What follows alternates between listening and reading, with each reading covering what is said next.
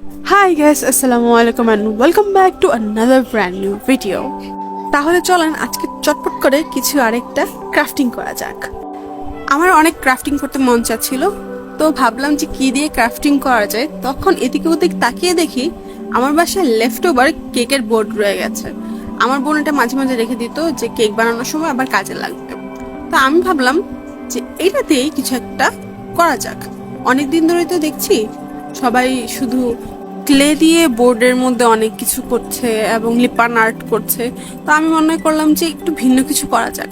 তাই একদম সবকিছু হাতে নিয়ে বসে কাগজ দিয়ে একদম লিপান আর্টের মতো কিছু একটা করার চেষ্টা করেছি।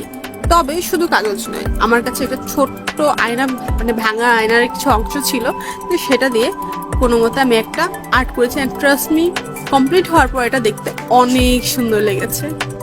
এই পর্যায়ে আমি এই লেসটাকে এই আয়নার চারপাশটার মধ্যে আঠা দিয়ে খুব ভালো করে লাগিয়ে নিব। আমাদের ভিডিওগুলো যদি ভালো লেগে থাকে তাহলে অবশ্যই লাইক এবং কমেন্ট করবেন এবং বেশি বেশি শেয়ার করতে কিন্তু একদমই ভুলবেন না।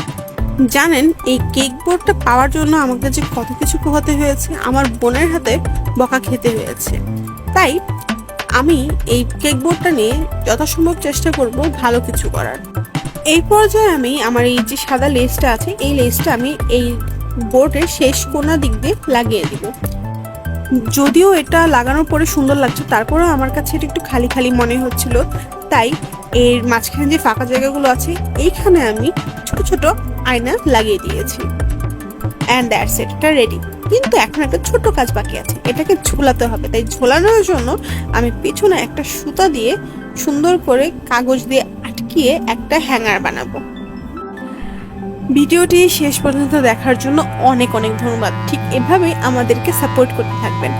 আর এরকম ভিডিও আরও পাওয়ার জন্য আমাদের পেজটিকে ফলো এবং লাইক দিয়ে রাখবেন। ধন্যবাদ সবাইকে। আসসালামু আলাইকুম। তাহলে আপনাদের সাথে আবারও কথা হচ্ছে পরবর্তী ভিডিওতে। ভালো থাকবেন সবাই।